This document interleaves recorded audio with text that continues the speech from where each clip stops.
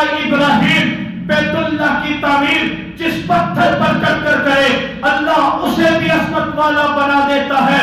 میں نے کہا وہ دیکھ ابو بکر کے کندھوں پر چڑھ کے پاک پیغمبر اسلام کی تعمیر کر رہا ہے. وہ دیکھ ابو بکر کے کندھوں پر چڑھ کر پاک پیغمبر اسلام کی تعمیر کر رہا ہے. اور ابراہیم جس پتھر پر چڑھے اللہ نے اس کو بیت اللہ میں رکھ دیا. اور جس ابو بکر کے کندھوں پر اللہ کے حبیب چڑھے وہ آج بھی اللہ نے روضہ رسول اللہ میں سلا دیا. پتھر پر ابراہیم کے قدم لگے اللہ نے بیت اللہ میں لگا دیا. ابو بکر کے کندھوں پر اللہ کے حبیب چڑھے اللہ نے آج بھی روضہ رسول اللہ میں سلا دیا. یہ ابو بکر ہے جس کی اداؤں کو جس کی وفاؤں کو زمانہ یاد کرتا ہے. میں نے کہا یہ ابو بکر ہے غار میں گئے جا کر کے صفائی کی نبی کو لٹا لیا گود میں لیتے ہیں. ابو بکر تیری گود پر آج اللہ نے وہ سلا دیا. میں کبھی کبھی سوچتا ہوں کہ ابو بکر نے اللہ سے کہا ہوگا یا اللہ میرے پاس جو کچھ تھا تیرے محبوب کے قدموں میں لا کر رکھ دیا.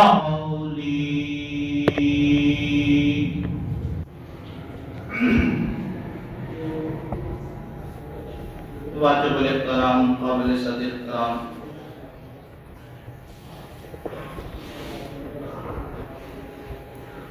معزز مکرم محترم ذی وقار بھائیوں بزرگوں عزیز ساتھیوں دوستوں،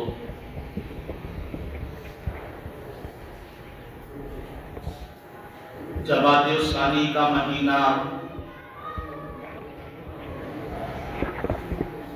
اپنے آخری عشرے میں داخل ہو چکا ہے.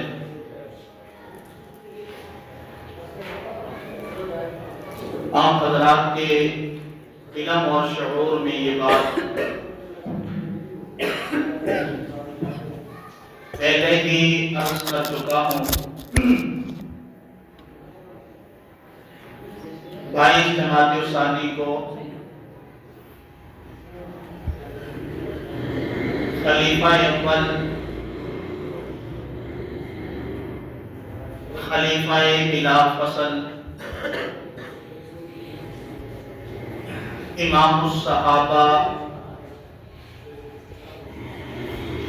حضرت سیدنا امام ابو بکر صدیق رضی اللہ تعالی عنہ کا یوم وصال ہے.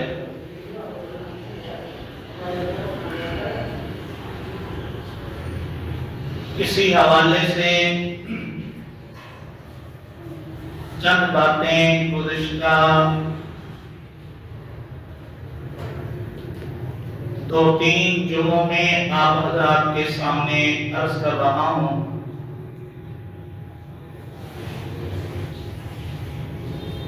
ابو بکر صدیق رضی اللہ تعالی عنہ کی سیرت کو میں صرف جمادی الثانی کے چند جمعوں میں بیان کروں اور کہہ دوں کہ میں نے ابو بکر کی سیرت بیان کر ڈالی تو یہ خیانت ہے. یہاں ایک جمعے نہیں، ایک ہفتے کا جمعہ نہیں، ایک مہینے کا جمعہ نہیں، یہاں سال سال لگ جائیں گے. لیکن ابو بکر کی ساری زندگی نہیں بلکہ زندگی کی وہ راتیں، وہ لمحات کہ جن میں ابو بکر اور نبی ساتھ ساتھ ہیں، اگر ان لمحات کا تذکرہ بھی کیا جائے تو یہ سال اور مہینے کچھ بھی نہیں. لیکن کوشش یہ ہوتی ہے کہ ہم اپنی بات کو، عظمت صحابہ کو آپ حضرات کے سامنے رکھیں. اور اس کی وجہ یہ ہے، پہلے بھی کئی مرتبہ عرض کر چکا ہوں کہ صحابہ کو سمجھو گے تو دین سمجھ میں آئے گا، اور جس کے پاس صحابہ نہیں ہے اس کے پاس دین نہیں. اس لیے اس دور کا سب سے بڑا جو کام ہے، اہم کام ہے، وہ یہی ہے کہ صحابہ کی عظمتیں ہمارے دلوں میں گھر کر جائیں۔ اور پھر یہ سب صحابہ کی بات نہیں ہے، یہ تو امام الصحابہ کی بات کر رہا ہوں، یہ میں اس ابو بکر کی بات کر رہا ہوں جس کو مصلی پہ کھڑا کیا تو رسالت مآب نے کھڑا کیا۔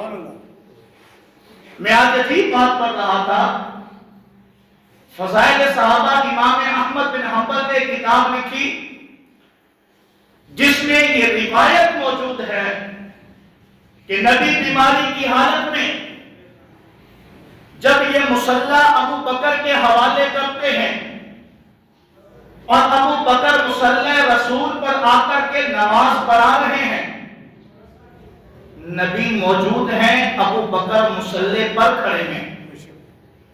ایک دن ہوا یوں، ابو بکر کو کسی کام کی وجہ سے لیٹ ہو گئی، نماز کا وقت ہو گیا، نبی حجرے میں موجود ہیں، صحابہ جمع ہیں، اور ان صحابہ میں ابو بکر نہیں ہے، عمر موجود ہے، ابو بکر نہیں ہے، عثمان موجود ہے، ابو بکر نہیں ہے، علی المرتضی موجود ہے۔ نماز کا وقت ہوا، صحابہ اٹھتے ہیں، عمر کے پاس آتے ہیں اور عمر سے مخاطب ہوتے ہیں، ابو بکر آئے نہیں، نماز کا وقت ہو گیا ہے، مصلی پر آئیے، نماز پڑھائیے۔ ابو بکر کی غیر موجودگی میں حضرت عمر اٹھتے ہیں، مصلی رسول پر آتے ہیں، نماز شروع کروا دیتے ہیں۔ نماز کا آغاز ہو چکا ہے، نماز کی ابتدا ہو چکی ہے، نماز شروع ہو چکی ہے، تکبیر تحریمہ کہی جا چکی ہے۔ روضہ رسول سے نبی کریم نے دیکھا ابو بکر آئے نہیں، مصلی پر عمر آ گیا۔ اللہ کے نبی نے اپنے حجرے سے اعلان کر دیا کہ اے عمر تو نماز نہیں پڑھائے گا، اور صحابہ سے کہہ ڈالا انتظار کرو، ابو بکر آ کر کے مصلی رسول کا امام بنے گا۔ ابتدا ہو چکی تھی، آغاز ہو چکا تھا، لیکن اللہ کے نبی کو یہ منظور ہے ابو بکر کا انتظار کرو۔ یہ ابو بکر ہیں جس کے بارے میں نبی کریم صلی اللہ علیہ وسلم کا یہ ارشاد روز روشن کی طرح اس بات پر دلیل کر رہا ہے کہ نبی کے بعد اگر امت کا امام ہوگا تو کون ہوگا؟ ابو بکر۔ بولو۔ اور اگر نبی کے بعد امت کا خلیفہ ہوگا تو کون ہوگا؟ ابو بکر۔ ابو بکر ہوگا۔ امام بھی ابو بکر ہے اور خلیفہ بھی ابو بکر ہے۔ ایک کہنے لگا خلیفہ ابو بکر نہیں ہے۔ میں نے کہا اگر خلافت پر بات کروں گا تو بہت لمبی بات نکل جائے گی، لیکن میں صرف اتنا عرض کرنا چاہتا ہوں، جو طبقہ، جو ٹولہ، جو فرقہ یہ چیخ کر بتا رہا ہوتا ہے خلافت غصب ہو گئی، خلافت علی کا حق تھا، پہلے خلیفہ علی تھے۔ جب میں نے سوال کیا کہ علی خلیفہ بنے کب تھے، اس حضرت کی طرف سے جواب آیا کہ علی خلیفہ کئی بار بنے ہیں۔ میں نے کہا کوئی وجہ تو بتاؤ، کوئی ایسا موقع تو بتاؤ جس میں علی کو خلافت ملی ہو۔ جب میں نے گہرائی میں ان کی زبان کو سنا اور ان کی کتابوں کو پڑھا تو مجھے عجیب بات نظر آتی ہے۔ یہ کہتے ہیں علی خلیفہ بنے ہیں نبی کے تیسرے سال، نبوت کے تیسرے سال نبی نے ایک گھر کے اندر دعوت رکھی جس میں تمام بنو ہاشم کو جمع کیا، اور جمع کر کے نبی علیہ السلام نے سب کو کھانا کھلایا، اور کھانا کھلانے کے بعد نبی نے کھڑے ہو کر کے پوچھا میرے بعد تمہارا وصی، میرے بعد میرا وصی کون ہوگا، میرے بعد میرا خلیفہ کون ہوگا؟ ان کی کتاب تفسیر قمی میں یہ بات لکھی ہے کہ نبوت کے تیسرے سال اللہ کے نبی نے اعلان کر دیا تھا۔ جب یہ سوال اللہ کے نبی نے پوچھے تو علی المرتضی کھڑے ہو گئے اور کھڑے ہو کر کے کہنے لگے یا رسول اللہ آپ کے بعد وصی بھی میں ہوں گا، آپ کے بعد خلیفہ میں ہوں گا۔ یہ ان کی کتاب تفسیر قمی میں لکھا ہے، یہ ان کی کتاب تفسیر صافی میں لکھا ہے، یہ ان کا ترجمہ مقبول حسین دہلوی میں یہ باتیں موجود ہیں کہ نبی نے نبوت کے تیسرے سال علی کی خلافت کا اعلان کر دیا تھا، نبی کے نبوت کے تیسرے سال علی کو خلیفہ بنا دیا تھا۔ میں نے کہا اس کے بعد تو کوئی اعلان نہیں ہوا، کہنے لگا نہیں ہوا، بس نبی نے نبوت کے تیسرے سال علی کی خلافت کا اعلان کر دیا تھا۔ پھر وقت گزرنے لگا، حالات بدلنے لگے، وقت گزرتا گزرتا نبی علیہ السلام نے مکی زندگی گزاری، مدنی زندگی گزاری، پھر حجۃ الوداع کا موقع آیا۔ حجۃ الوداع کے موقع کے بعد اللہ کے نبی واپس ہو رہے ہیں، ساتھ علی ہیں، دیگر صحابہ ہیں، غدیر خم کے موقع پر پہنچے ہیں۔ وہاں اللہ کے نبی نے حضرت علی المرتضیٰ کے بارے میں کہا تھا کہ جس کا میں دوست ہوں اس کا علی دوست ہے، جس کا میں مولا ہوں اس کا علی مولا ہے، جس سے میں پیار کرتا ہوں اس سے علی پیار کرتا ہے۔ یہاں جب یہ بات کہی پھر ایک کھڑا ہو گیا، ایک ذاکر کہتا ہے دیکھو جی علی کے بارے میں خلافت کا اعلان ہو رہا ہے۔ میں نے کہا بابو بتا تو صحیح، یہ 11 ہجری 12 ہجری اور 10 ہجری میں خلافت کا اعلان ہوتا ہے، تو کہتے ہیں 3 ہجری میں علی کو خلافت ملی ہے، یہاں 10 ہجری میں اللہ کے نبی آخری خطبے کا بعد آخری حج کے بعد واپس ہو رہے ہیں، یہاں پھر خلافت ملتی ہے۔ پھر یہ آگے چلتا ہے، آگے چل کے کہتا ہے اللہ کے نبی نے علی کو خلافت دی نہیں ہے، اللہ کے نبی نے علی کو خلیفہ بنایا نہیں ہے، بلکہ اللہ مجبور کر رہا تھا کہ علی کو خلیفہ بناؤ، لیکن نعوذ باللہ نبی اللہ کی بات کو مان نہیں رہا تھا، نبی اللہ کی بات کو تسلیم نہیں کر رہا تھا۔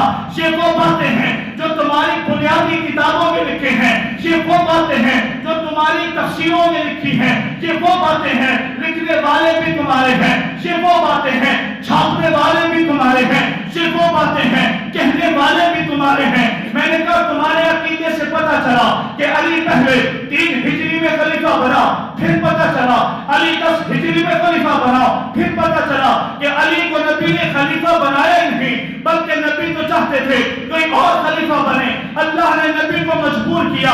یہ وہ باتیں ہیں جو انہوں نے علی کے خلافت کے متعلق کہی۔ میں نے کہا تو 10 مرتبہ کہے لیکن علی خلیفہ نہیں ہے، نبی کے بعد جو مسلح پر آئے وہی خلافت کا حقدار ہے، نبی کے بعد جو سب سے زیادہ نبی کے مشابہ ہو وہی خلافت کا حقدار ہے، جو نبی کے بعد سب سے زیادہ متقی ہو وہی خلافت کا حقدار ہے۔ اور جسے قرآن کہے فَأَمَّا مَنْ آتَى وَاتَّقَى، ابو بکر تو وہ ہے جو مال دیتا ہے اور تقوی اختیار کرتا ہے، اور ابو بکر تو کون ہے؟ وَصَدَّقَ بِالْحُسْنَى، جو نبی بات کہتے اس کی جو تصدیق کرتے اس کو دنیا ابو بکر کہتے ہیں۔ میں نے کہا یہاں خلافت بانٹی جا رہی ہے، کبھی کہتا ہے 3 ہجری میں دی، کبھی کہتا ہے 10 ہجری میں دی، کبھی کہتا ہے نبی نے دی نہیں۔ بابو ایک بات تو پیش کرنا۔ یہ میں نے 3 باتیں بتائی، 8 رخ ہیں، 8 رخ ہیں ان کے علی کی خلافت کے متعلق۔ یہ چکر دیتے ہیں، کبھی کہتے ہیں 3 ہجری میں ملی، کبھی کہتے ہیں 10 ہجری میں ملی، کبھی کہتے ملی نہیں، کبھی کہتے یوں ہو گیا، کبھی کہتے یوں ہو گیا۔ پھر علی المرتضیٰ کا نام لے کر ابو بکر کی سیرت پر، ابو بکر کے کردار پر، ابو بکر کے حالات پر انگلی اٹھاتے ہیں اور کہتے ہیں دیکھو جی نبی کے جانے کے بعد ابو بکر نے فتح پر قبضہ کیا، فتح حضرت فاطمہ کو نہیں دیا۔ میں نے کہا چلو تیری مان لیتے ہیں 2 منٹ کے لیے، اگر تو کہتا ہے ابو بکر کی خلافت تھی فاطمہ کو حق نہیں ملا، تو میرا سوال ہے کہ جب علی خلیفہ بنے تھے تو کیا علی نے باب فتح حضرت فاطمہ کو دیا تھا؟ علی المرتضیٰ نے بھی فتح کا جو وہ مال تھا فاطمہ کو نہیں دیا۔ مجھے کہنے لگا جی یہ سیدوں کی شان ہوتی ہے، جو چیز قبضہ کر لی جائے نا وہ پہلے پھر وہ لیتے ہی نہیں ہیں۔ اس لیے حضرت فاطمہ نے کہا جی میری چیز پر، حضرت علی نے کہا کہ ہمارے باپ پر پہلے قبضہ ہو گیا تھا، اب ہم نہیں لیں گے۔ میں نے کہا مانتا ہے کہ جس چیز پر قبضہ ہو جائے وہ نہیں لی جاتی؟ کہتا ہے ہاں جی مانتے ہیں، جو چیز پہلے قبضے میں لے لی جاتی ہے سید کی یہ شان ہوتی ہے کہ وہ دوبارہ نہیں لیتا۔ میں نے کہا پھر منہ بند کر، تو کہتا ہے کہ علی کی خلافت پر قبضہ ہوا، پھر بعد میں چیختا کیوں ہے کہ علی خلیفہ اول بن گئے ہیں؟ یا تو انکار کرنا کہ جو سیدوں سے چیزیں چھین لی جاتی ہے وہ دوبارہ نہیں لیتے، پھر سوال یہ ہے کہ علی نے خلافت دوبارہ لی کیوں؟ اگر علی المرتضیٰ کی خلافت پر قبضہ ہوا جس طرح تو کہتا ہے باغ فتح پر قبضہ ہوا، تو باغ فتح علی نے اپنے دور میں اپنے پاس نہیں رکھا، بلکہ جس طرح باغ فتح کا تصرف ابو بکر نے کیا، عمر نے کیا، عثمان نے کیا، اسی طرح اسی باغ کا تصرف علی المرتضیٰ نے بھی کیا۔ اس لیے ابو بکر صدیق رضی اللہ تعالی عنہ، میں اس کی کس کس ادا کا آپ کے سامنے تذکرہ کروں؟ جب میں ابو بکر کی سیرت کو پڑھتا ہوں خدا کی قسم ہے بال کھڑے ہو جاتے ہیں، دل ابلنے لگتا ہے کہ ابو بکر تو نے قربانیوں کی انتہا کر دی تھی، تو نے پیغمبر کے لیے وہ تاریخی مثالیں قائم کر دی کہ شاید کیا یقیناً قیامت تک کے لیے کوئی ایسی مثالیں قائم نہیں کر سکتا۔ میں جب ابو بکر کی سیرت کو پڑھتا ہوں اور معاندین کے اعتراضات کو دیکھتا ہوں تو بڑی عجیب کیفیت طاری ہو جاتی ہے۔ میں نے کہا لوگ مکے میں جاتے ہیں، مدینے میں جاتے ہیں عمرے کرنے کے لیے سے، حج کے لیے سے لوگ جاتے ہیں اور وہاں سے پھر عمرے والے واپس آتے ہیں، آب زمزم کا تحفہ لے کر آتے ہیں، یاروں کو پلائیں گے، دوستوں کو پلائیں گے، جی پتہ چلے گا عمرہ کر کے آئے ہیں۔ آپ نے پیا ہے کبھی آب زمزم؟ بولو۔ آب زمزم وہاں سے لایا جاتا ہے اور لا کر کے پلایا جاتا ہے۔ بھلا یہ بتاؤ گھروں میں بھی رکھا جاتا ہے کہ نہیں رکھا جاتا؟ بھلا یہ بتاؤ کوئی بیمار ہو اس نیت سے پیے کہ اللہ شفا دے اور اس کا یقین ہو تو کیا اس پانی سے شفا ملتی ہے کہ نہیں ملتی؟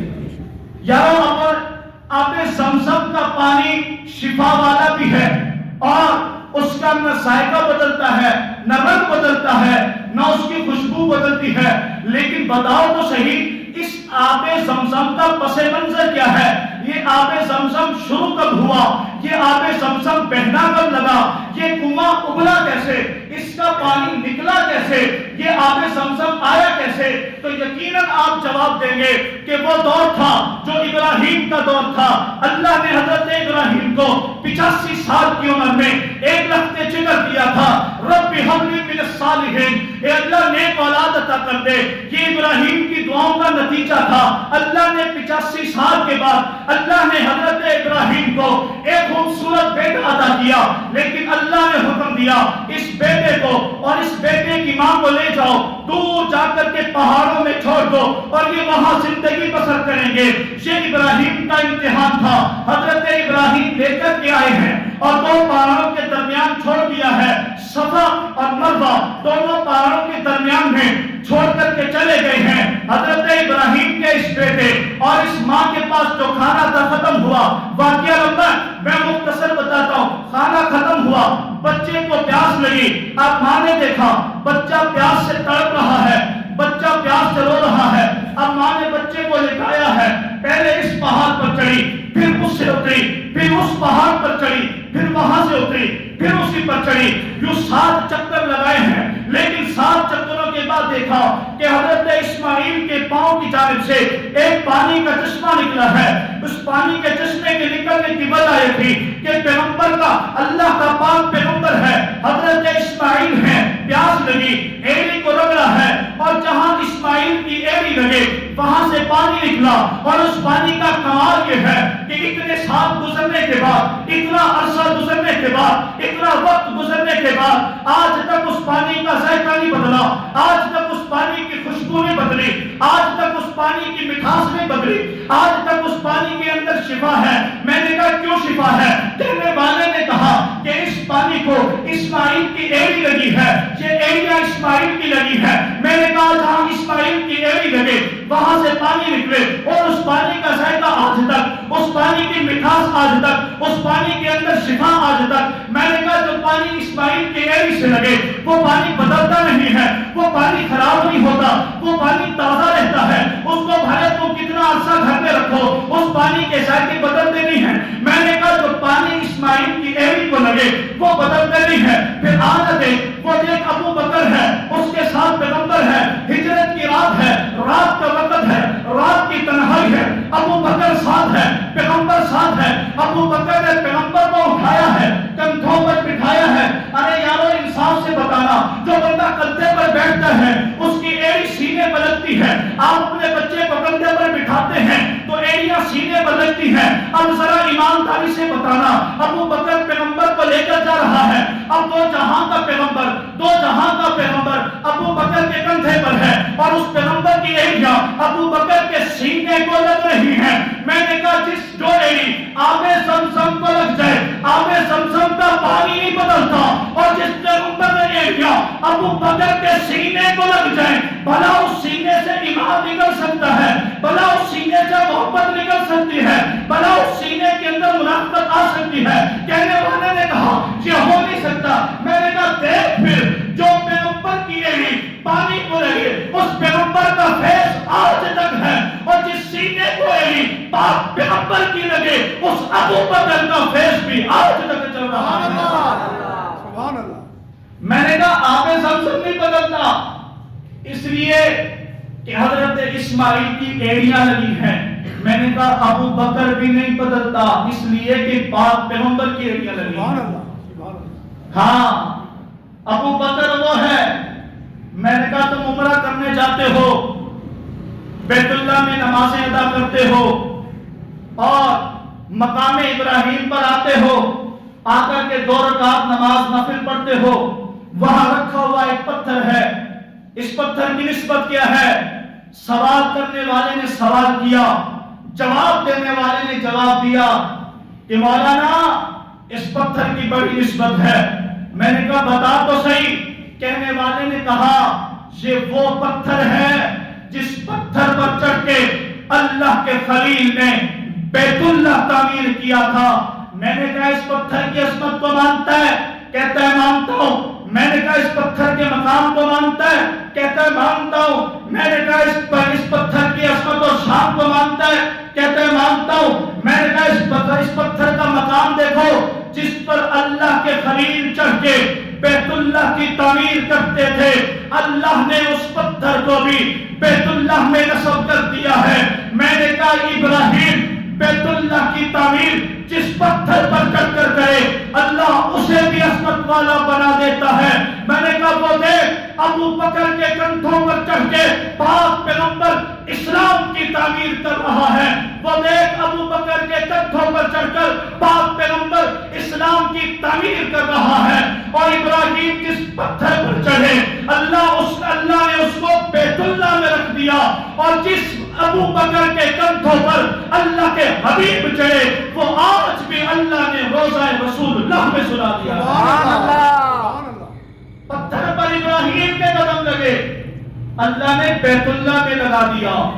ابو بکر کے کندھوں پر اللہ کے حبیب چڑھے، اللہ نے آج بھی روضہ رسول اللہ میں سلا دیا۔ یہ ابو بکر ہے جس کی اداؤں کو، جس کی وفاؤں کو زمانہ یاد کرتا ہے۔ میں نے کہا یہ ابو بکر ہے، غار میں گئے، جا کر کے صفائی کی، نبی کو لٹا لیا، گود میں لیتے ہیں۔ ابو بکر تیری گود پر آج اللہ نے وہ سلا دیا۔ میں کبھی کبھی سوچتا ہوں کہ ابو بکر نے اللہ سے کہا ہوگا یا اللہ میرے پاس جو کچھ تھا تیرے محبوب کے قدموں میں لا کر رکھ دیا، یا اللہ میرے پاس تجارت کے پیسے تھے تیرے محبوب پر لٹا دیے، یا اللہ میرے پاس تجارت کی دکانیں تھی تیرے محبوب پر قربان کر دی، یا اللہ اپنی لخت جگر کو تیرے محبوب کے نکاح میں دے دیا، یا اللہ گھر کا سارا سامان تیرے محبوب کے قدموں میں لا کر رکھ دیا۔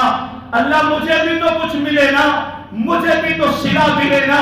لیکن جب میں ابو بکر کی گود دیکھتا ہوں اور نبی کا سر دیکھتا ہوں تو میری مشیت، میرا وجدان یہ کہتا ہے کہ اللہ نے پھر ابو بکر سے کہا ہوگا ابو بکر جو تیرے پاس تھا تو نے سب کچھ اس کی جھولی میں ڈال دیا اور جو اللہ کے خزانے میں ایک تھا آج اللہ نے تیری جھولی میں ڈال دیا۔ جو تیرے پاس تھا تو نے اس کی جھولی میں ڈال دیا، جو میرے پاس تھا آج میں نے تیری جھولی میں ڈال دیا۔ ابو بکر لے کر بیٹھے ہیں، موذی آتا ہے، دسنے کے لیے آتا ہے، تکلیف دینے کے لیے آتا ہے، اور جس کا کام ہی تکلیف دینا ہے اور جس کا کام دسنا ہے اور جس کا کام بغاوت کرنا ہے اور جو اندر سے بھی کالا ہے جو باہر سے بھی کالا ہے، جس کا حسب بھی کالا ہے اور جس کا نسب بھی کالا ہے، جس کا کردار بھی کالا ہے، جس کی گفتار بھی کالی ہے، جو سارے کا سارا کالا ہے، وہ سانپ آیا تھا ڈسنے کے لیے۔ ڈسا، ابو بکر کو ڈسا، نبی کے رفیق کو ڈسا، نبی کے یار کو ڈسا۔ میں نے کہا ابو بکر کو تکلیف ہوئی، آنکھوں سے آنسو نکلے، ابو بکر نے آنسو پوچھنے کے لیے جو سر پر کپڑا امامہ باندھ رکھا تھا اس کو اتارنے کی کوشش کی ہوگی، لیکن وہ امامہ تو ابو بکر نے پہلے ہی پھاڑ پھاڑ کر سراغوں میں دے دیا تھا۔ ابو بکر نے سر پہ ہاتھ مارا، امامہ نہیں تھا۔ ابو بکر نے کہا دامن سے آنسو صاف کر لیتا ہوں، لیکن دامن میں تو رسول اللہ سو رہے تھے۔ ابو بکر نے کہا چلو ہاتھوں سے صاف کر لیتا ہوں۔ باندے کے غیور سنیو، ابو بکر کے آنسو نکلے ہیں، اللہ نے ابو بکر کے ہاتھوں کو بھی روک لیا۔ اللہ چاہتا یہ تھا کہ میں آج دنیا کو بتانے والا ہوں۔ کوئی کہتا ہے میں نے مسجد نبوی میں آنسو بہائے ہیں، کوئی کہتا ہے میرے آنسو بیت اللہ میں گرے ہیں، کوئی کہتا ہے میرے آنسو میری استاد کی گود میں گرے ہیں، کوئی کہتا ہے میرے آنسو فلاں مقدس جگہ پہ گرے ہیں۔ میں آج دنیا کو بتا دوں گا ابو بکر کی قیمت کیا ہے اور ابو بکر کے آنسوؤں کی قیمت کیا ہے، اور میں ابو بکر کے آنسوؤں کو آج وہاں گراؤں گا جو جگہ دنیا کے خزانوں میں صرف ایک ہے، وہ جگہ رسول اللہ کا چہرہ ہے۔ سبحان اللہ۔ ابو بکر کے آنسو گرے، رسول اللہ کے چہرے پر گرے، اللہ کے نبی بیدار ہو گئے۔ ابو بکر صدیق رضی اللہ تعالی عنہ غار کے اندر اللہ کے حضور کے ساتھ وفائیں کر رہے ہیں۔ ادھر سے ابو جہل ڈھونڈتے ڈھونڈتے نکلا، حضرت ابو بکر کے گھر میں پہنچا، دروازہ بجایا۔ ابو بکر کی بیٹی حضرت اسما بنت ابو بکر بڑی بیٹی ہیں، 15-16 سال عمر ہے، گھر سے نکلی۔ ابو جہل آیا، بتاؤ تیرا بابا کہاں ہے، محمد کہاں ہے؟ بیٹی نے جواب دیا اور عجیب جواب دیا۔ بیٹی نے کہا پتہ ہے، جانتی ہوں کہاں گئے ہیں۔ ابو جہل نے کہا بتاتی کیوں نہیں ہے؟ کہتی بتاتی نہیں ہوں۔